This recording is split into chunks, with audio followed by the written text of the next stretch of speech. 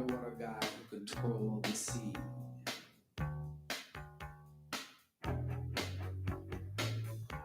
Got killed by 10 million pounds of sludge from New York and New Jersey. This one is gone to heaven. This one is gone to heaven. This one is gone to heaven. This one is gone to heaven.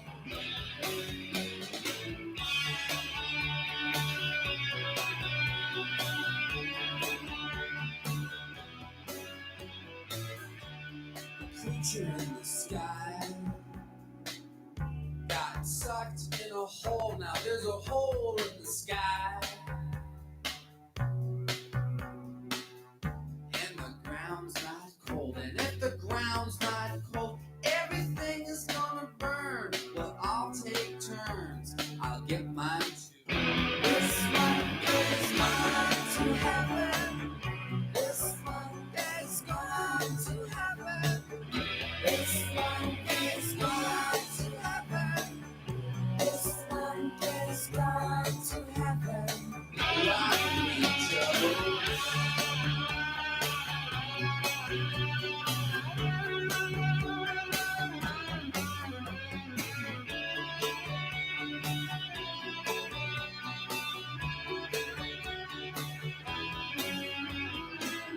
If man's fine, if man's fine, then the devil is six, then the devil is six, the devil is six, devil is six. And if the devil is six, then God is seven, God is seven, God is seven. This monk is gone to heaven. This monk is gone to heaven. This monk is gone to heaven. This monk is gone to heaven. This monk is gone to heaven. This monk is gone to heaven. This monk is gone to heaven. This monk is gone to heaven. This monk is gone to heaven.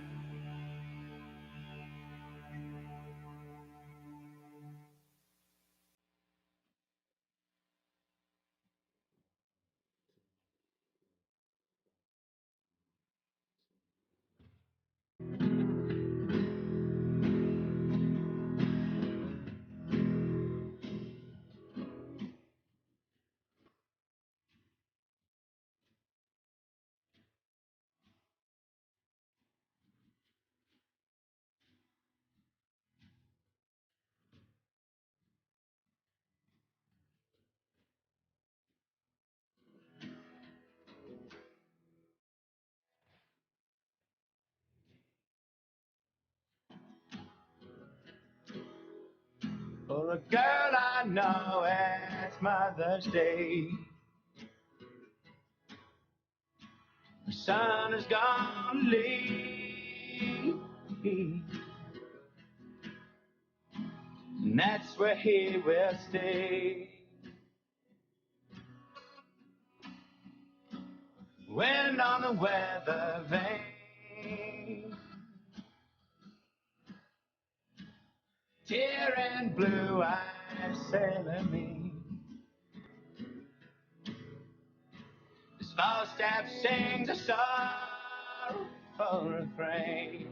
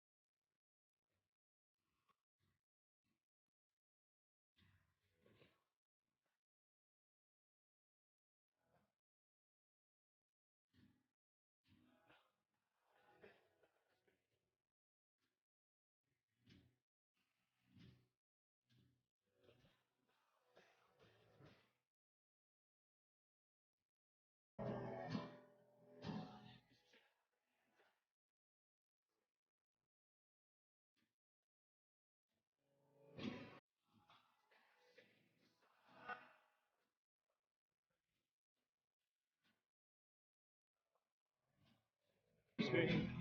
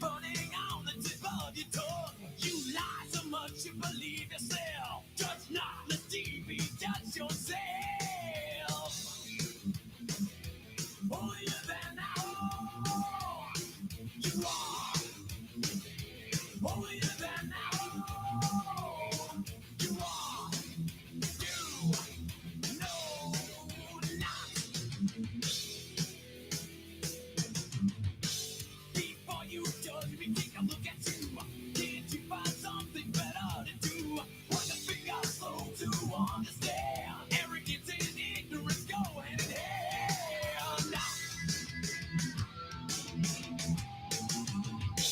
It's not who you are, it's who you know. All the thoughts of the basis of your own. Burn every day, build them back with wealth. Let TV judge yourself. Holier than thou. You are holier than thou. You are. You know not. Yeah, who the hell are you?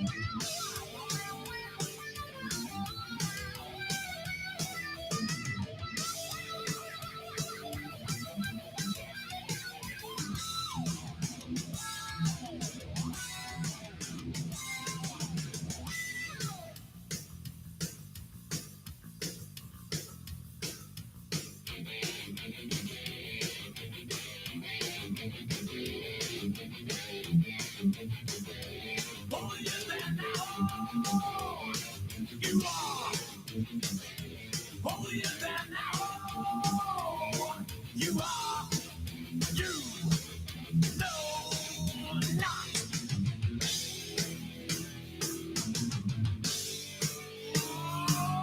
Not.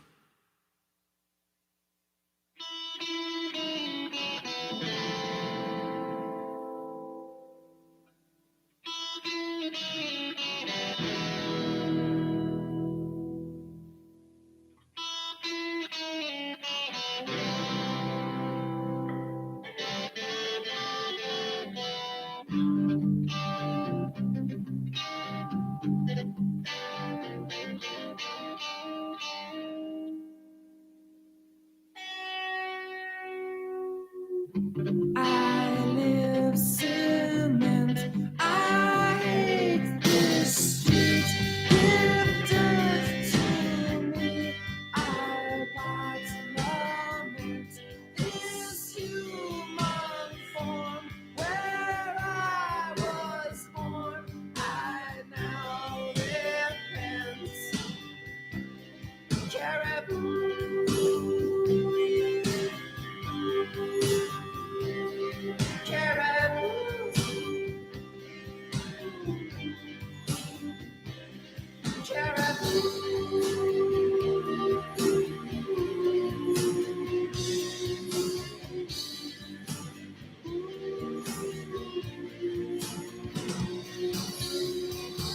Red hand, red hand.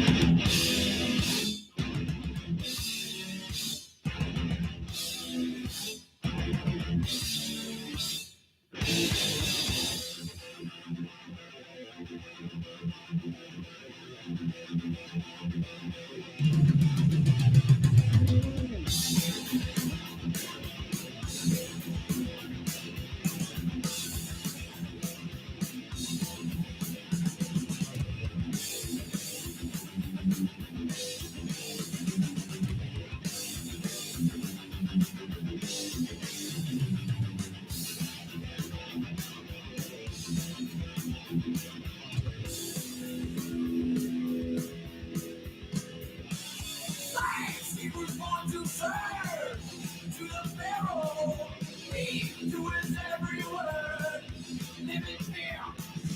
Right on the unknown one. The deliverer. Wait, something must be done. For 100 years.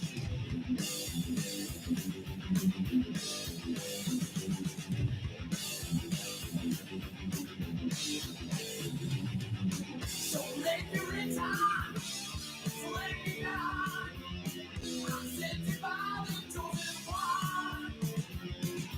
So let me return.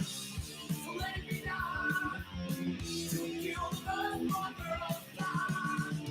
I'm free.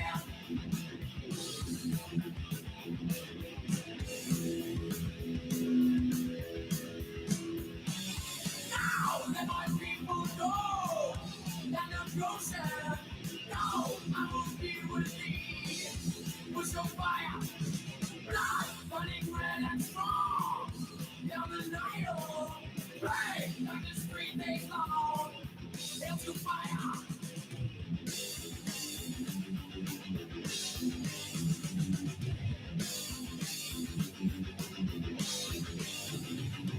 So let me return. So let me die. I'm sent by the chosen one. So let me return. So let me die. To kill the firstborn girl of God. I'm breathing in.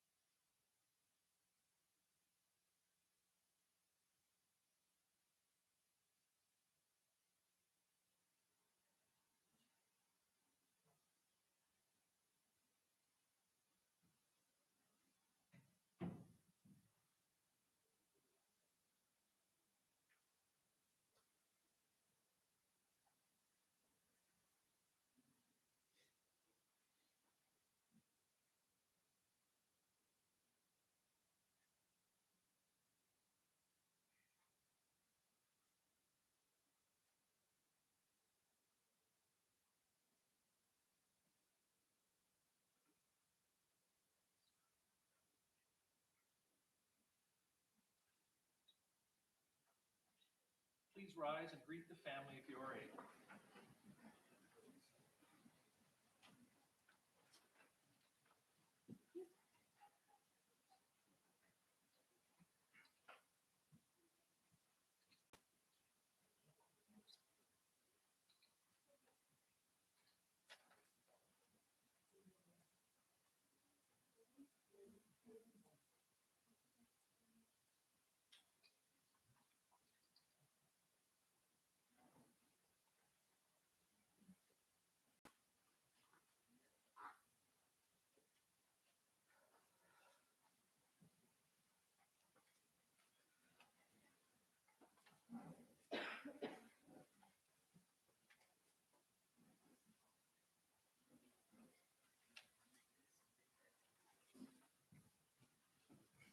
Please be seated.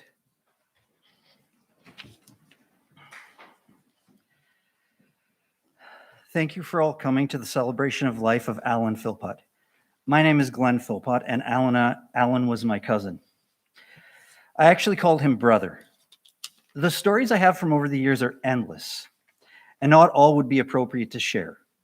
But what I can say, if I had to briefly sum Alan up, would be he loved sports, he loved law enforcement, he loved coffee, he loved good food and good fun, he loved visiting with everyone, he loved his family, and he was loved.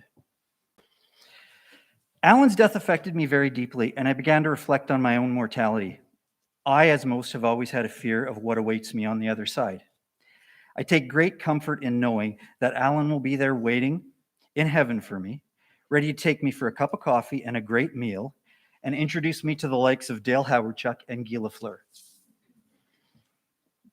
Before we start, Nicole asked that I please acknowledge and thank their neighbor Megan for doing all she could to try and save Alan's life while waiting for the paramedics to arrive.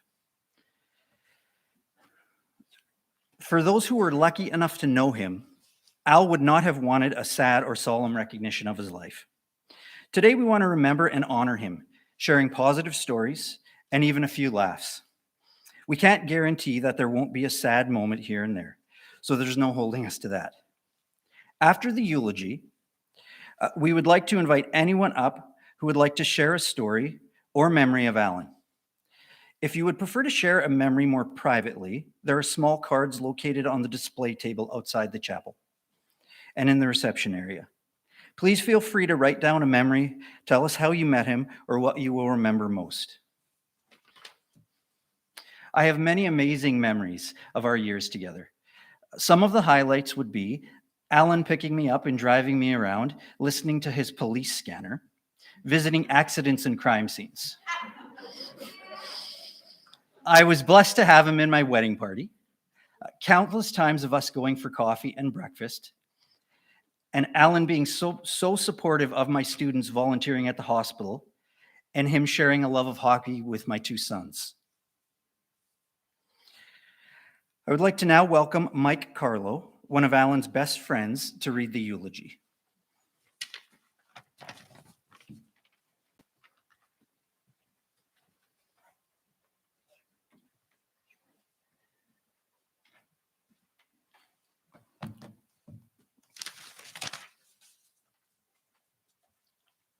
Good afternoon.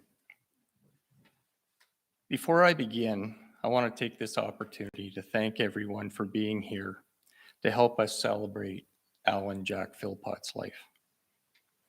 It's very evident by your attendance here tonight or today, Alan had touched your life very deeply. If I may, I'd like to take a moment to honor my friend. Standing up here in front of you in a shirt and tie, having a conversation about my friend Al is just not going to work.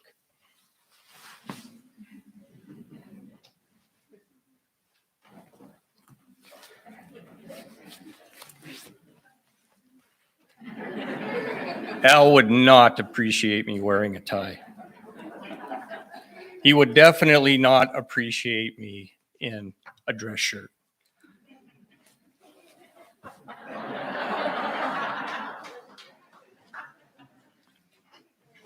Can't even get it off.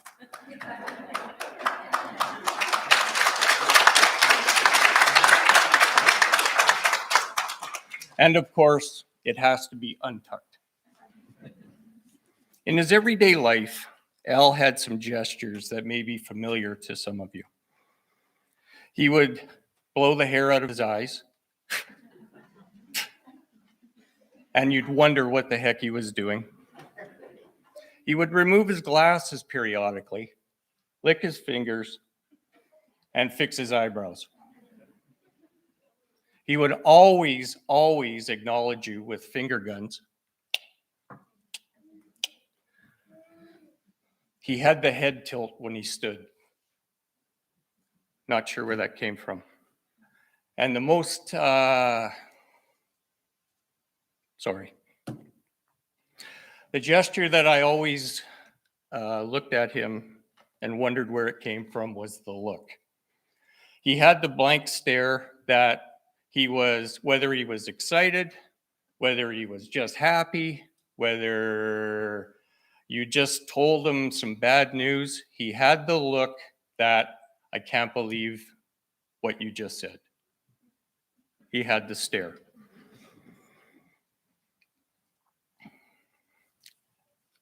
I'd like to begin now. Our conversations always began with a story. We always said to each other, hey, I have a story for you. Hey, you got to hear this. It's a great story. I heard this story. So I'm going to take you on a journey today as we discuss a story of a friend from a friend.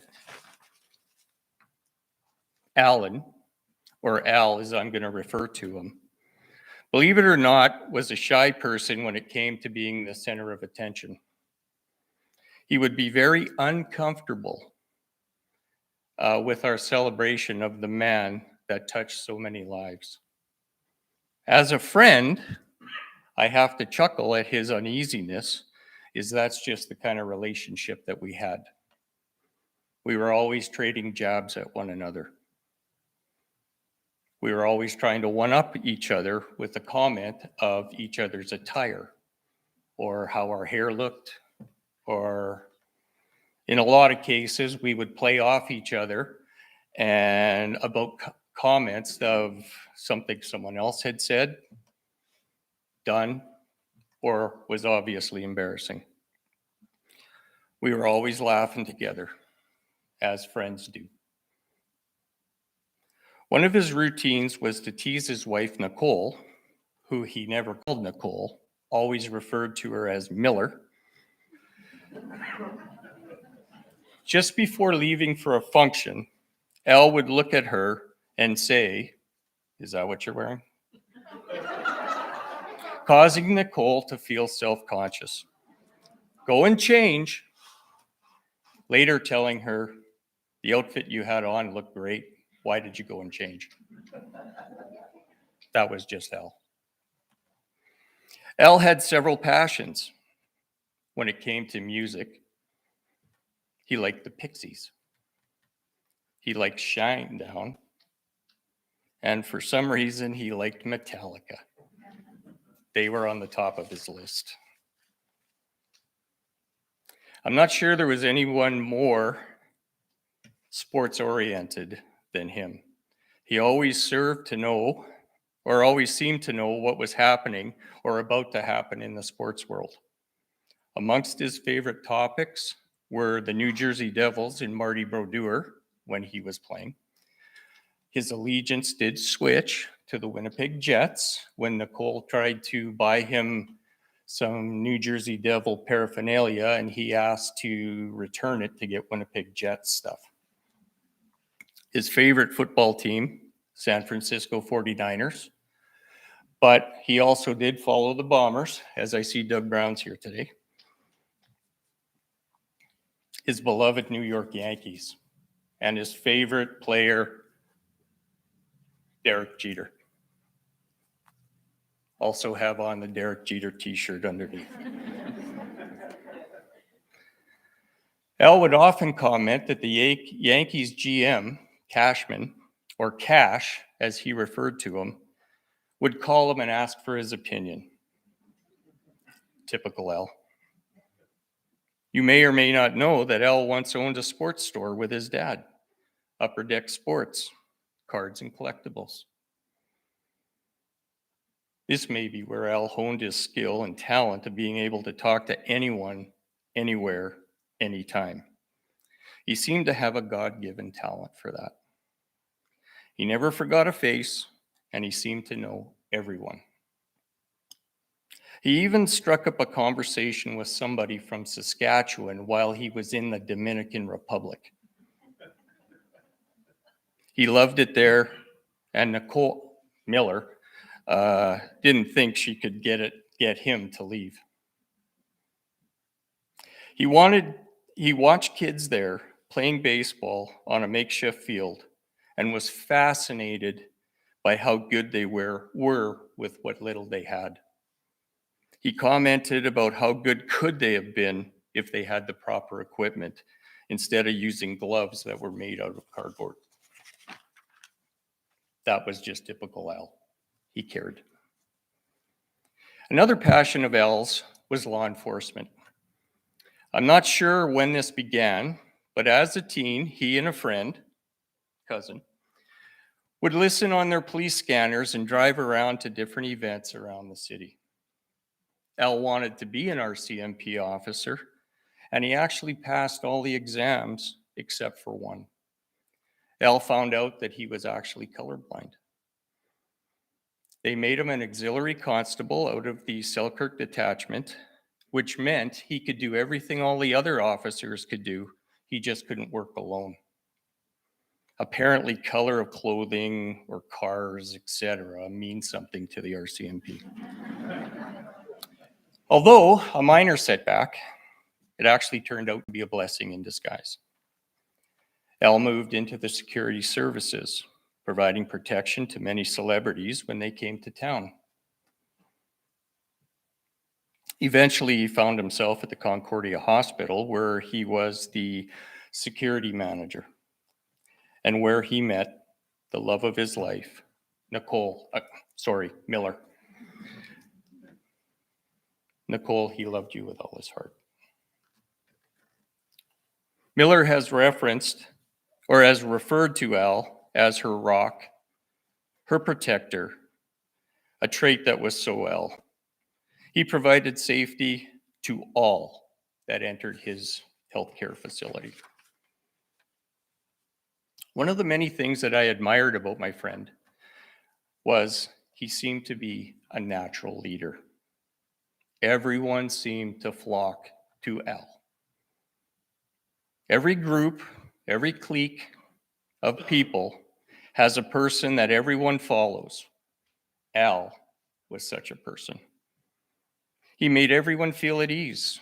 He was truly a nice guy, a good man, a great guy. He actually became an ordained minister so that he could marry friends of his. That's a true friend.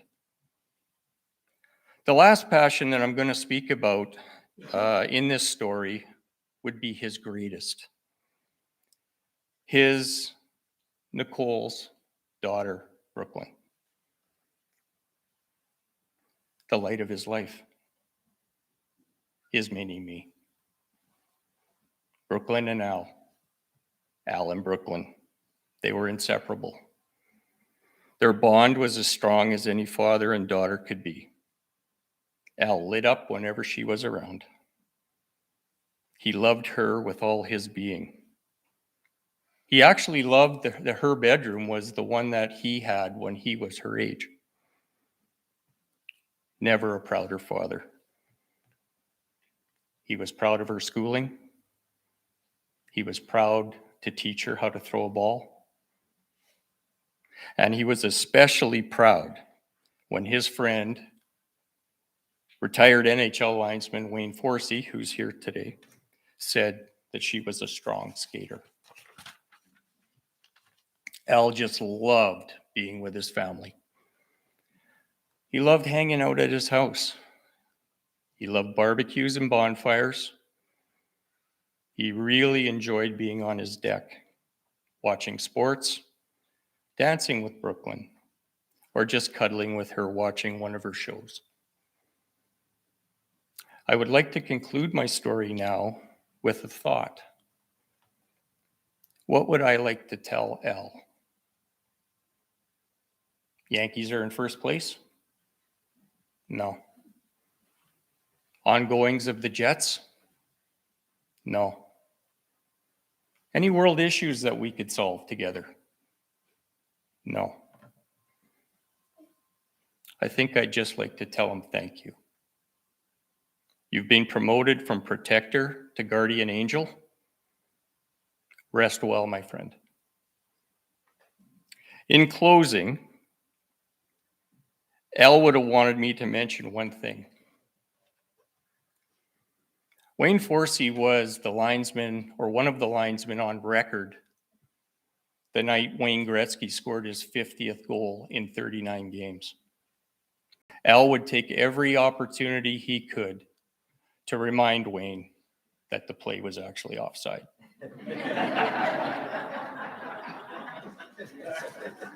That was my friend Al, typical Al. Thank you.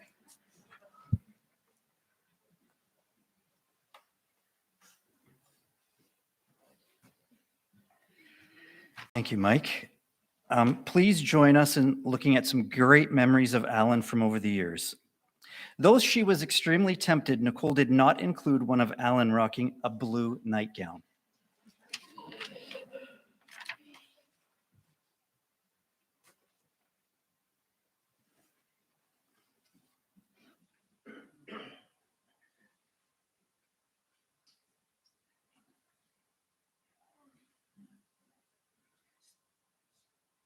To say hello.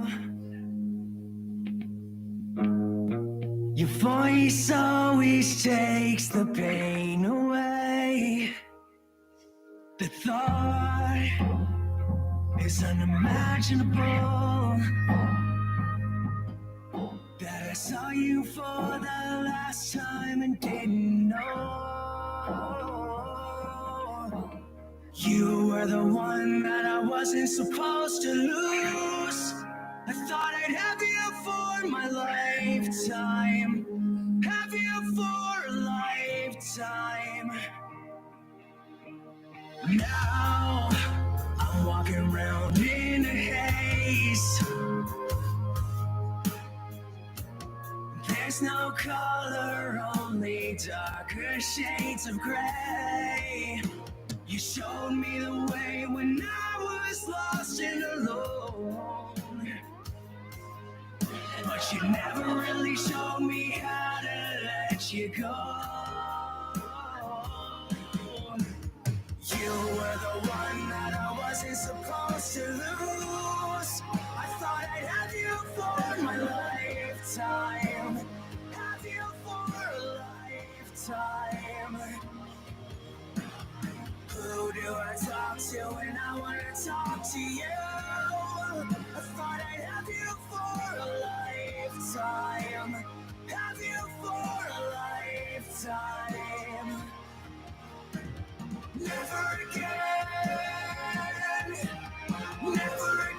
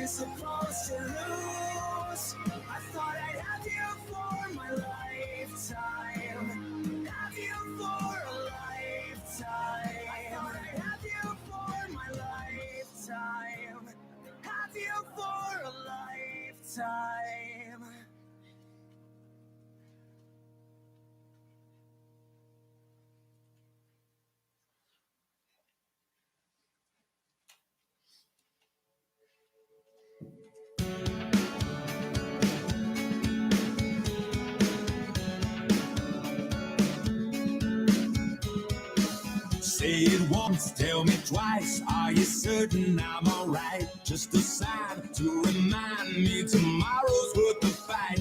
Ever changing, the storyline that keeps me alive. So make a wish and say, give me life, give me love, scarlet angel from above. Not so low, not so high, keep it perfectly disguised. Ever changing, the storyline that keeps me alive. My Mona Lisa's making me smile. Right before my eyes, take another look, take a look around. It's you and me, it's here and now. As you sparkle in the sky, I'll catch you all I can. 'Cause all we are is all I am. I just want you to see what I've always believed. You are the miracle in me.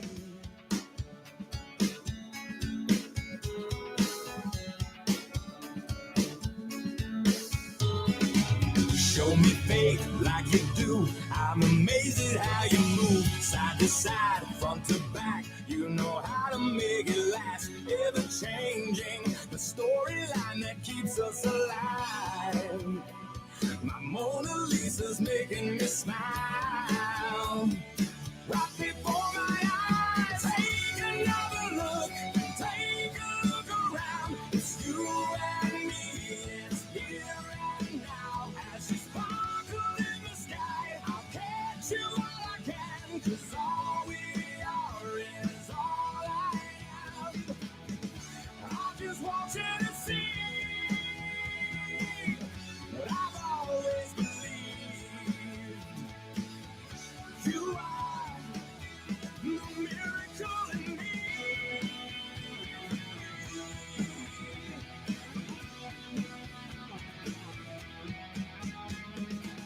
These are the moments you can't pass by. Let's turn the water to wine. One more time. Take another look. Take a look around. It's you and me. It's here and now. As you sparkle in the sky, I'll catch you all I can. 'Cause all we are is all I am. I just want you to see what I've always believed. You are the miracle in me.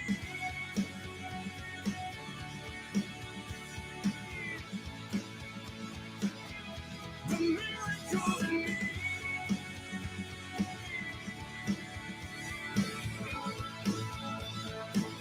You're the miracle in me.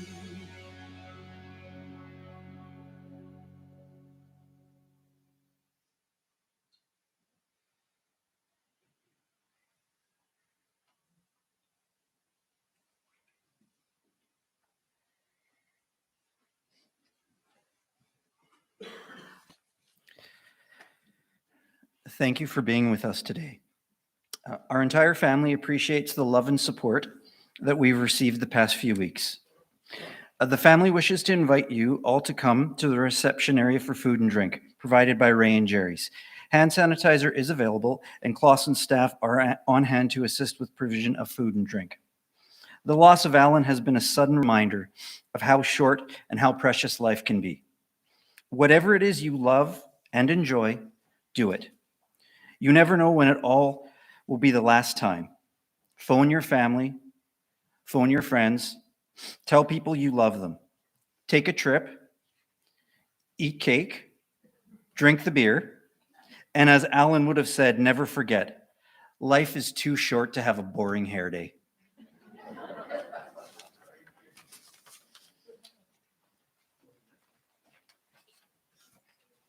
Yes, ladies and gentlemen, thank you very much for being here today to help celebrate Alan's life. Food is right through these doors here. We'll try and get the temperature down with some doors open.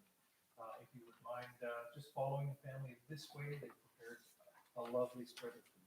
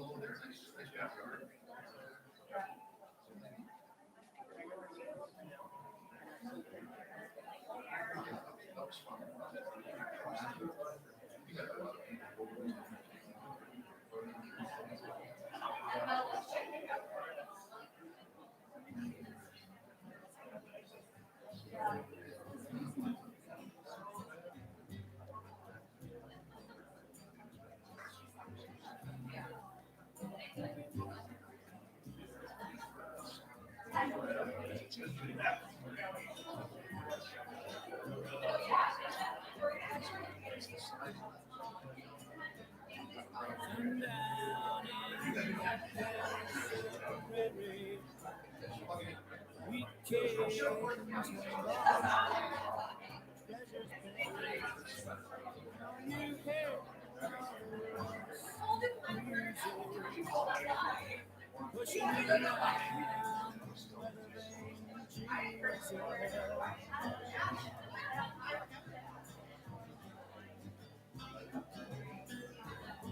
Simple ladder receives the killer's fate. Maybe it's someone standing in killer's place. 20 years for nothing, well, that's nothing new. No one's interested in something you didn't do. We kings and pretty things.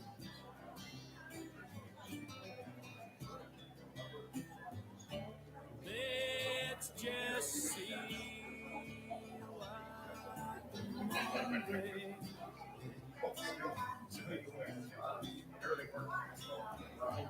Dreamy dreams where the high school's didn't start. Museum member all locked up after dark. Walls are lined all yellow, gray, sinister. Hung with pictures of a parent's prime minister. We kings and pretty things.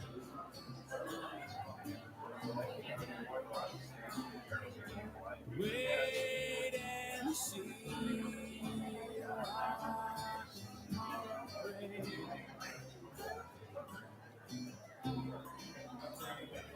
Late breaking story on the CBC. Nation whispers we always move people free.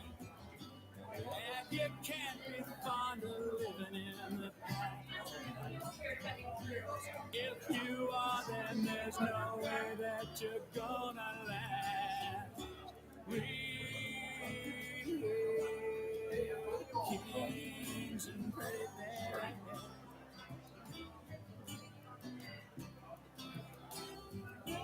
Let's just see what tomorrow brings.